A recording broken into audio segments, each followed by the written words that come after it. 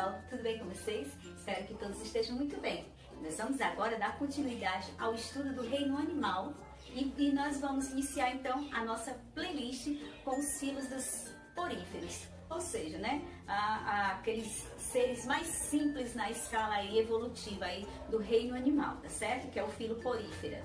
E na nossa aula de hoje, nós vamos estudar as principais características do filo porífero. Nós vamos estudar o habitat, o modo de vida, a alimentação e a respiração desses animais. Estudaremos também a morfologia, os tipos de poríferos que existem e a reprodução desses seres tão simples, né? Então, as esponjas, né, assim como todos os outros animais, eles são organismos, gente, eucariontes, são heterotróficos e eles também são organismos pluricelulares.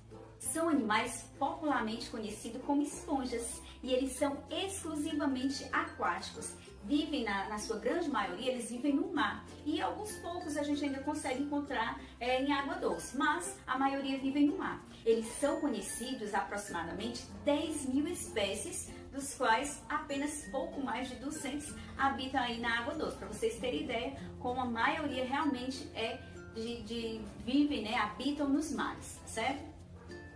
Eles têm um modo de vida bem peculiar, eles são organismos sésseis, ou seja, eles vivem fixos a substratos. São conhecidos como filtradores. Essa característica se dá porque eles obtêm alimento, né, que são plânctons e partículas de matéria dissolvida na água, pelo processo de filtração. Eles também possuem o corpo coberto por poros e são animais sem simetria ou apenas com uma simetria radial.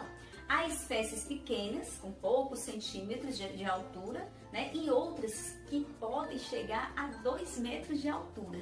Eles são organismos acelomados, porque eles não formam tecidos, nem formam órgãos, nem formam sistemas e, consequentemente, né, o corpo é muito simples. Então, o corpo deles é formado pelo ósculo, na parte superior, e pelo átrio, que é uma cavidade interna, que ela pode ser denominada também de espongiocele, certo? Então, é a estrutura do corpo dele.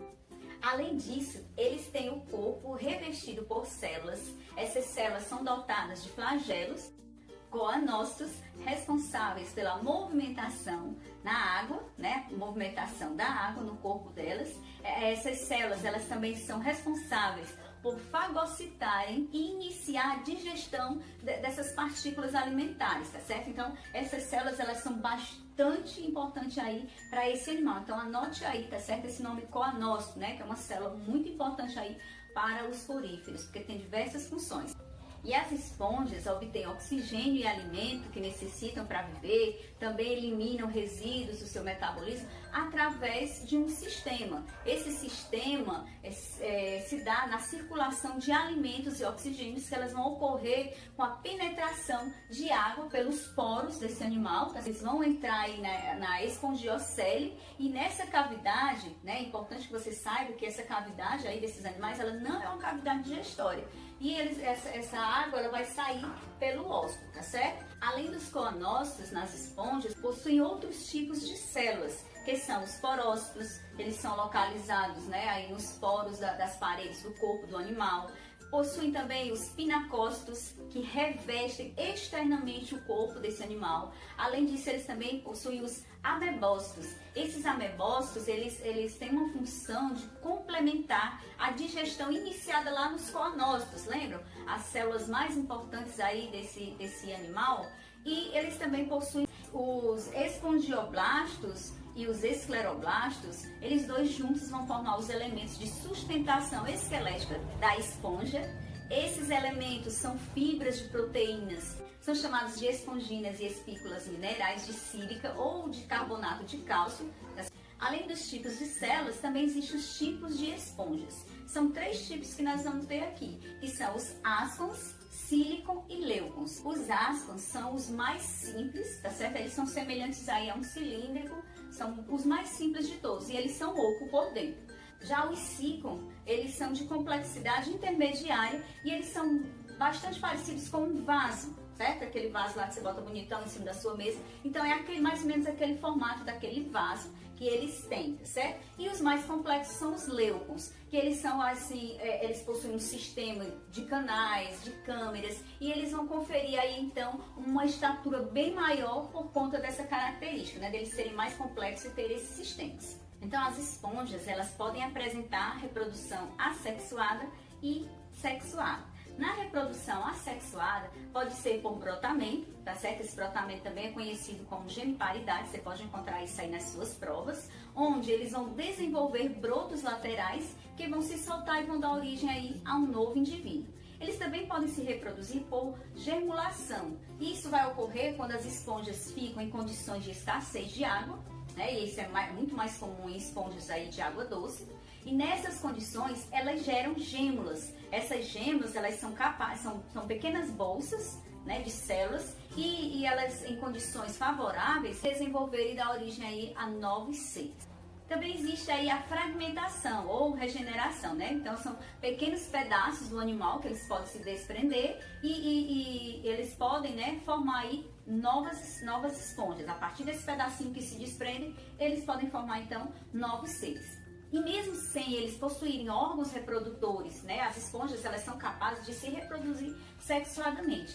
A maioria dessas esponjas, elas são hermafroditas, né, porque elas produzem aí espermatozoides e óvulos. Mas não ocorre autofecundação, certo? Por quê? Porque os gametas, eles amadurecem em épocas diferentes, então não ocorre aí a autofecundação. Então entenda como acontece aí a formação de espermatozoide e de óvulos nas esponjas. Os espermatozoides, eles vão se originar dos coanócitos, são as células mais importantes, né? Repito, né, mais uma vez, os espermatozoides, eles se originam dos coanócitos e os óvulos podem se originar tanto dos coanócitos como dos amebócitos. Então não esquece de anotar aí essa informação, que ela é muito importante.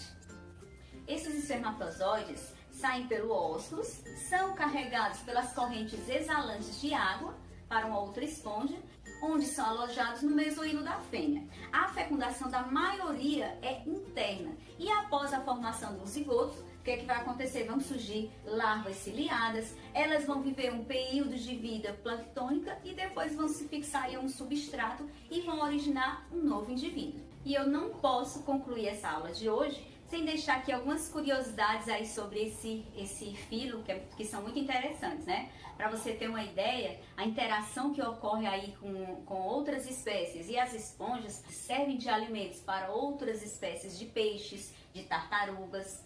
Outras delas vivem associadas a algumas algas, e essa associação é uma associação que nós chamamos de simbiose, certo? Onde as duas são beneficiadas aí nesse tipo de associação. Há espécies do gênero Spongina, certo? E elas são usadas como esponjas de banho. Uma outra curiosidade é que elas, por ter essa capacidade de filtradoras, elas são indicadores de qualidade de água e são muitas vezes aí solicitadas quando é para fazer essa verificação aí da água. Também são os grandes produtores de antibióticos, antitumorais, antivirais. Vejam só a importância desses animais para nós seres humanos. A conversa está muito boa, mas a nossa aula de hoje vai ficando por aqui. Espero vocês na próxima aula com o filo dos quinidários, né, que é um grande grupo aí que todos nós precisamos conhecer um pouco mais aí, até mesmo para nós evitarmos alguns problemas que eles podem trazer para nós. Então, espero vocês na próxima aula. Até lá!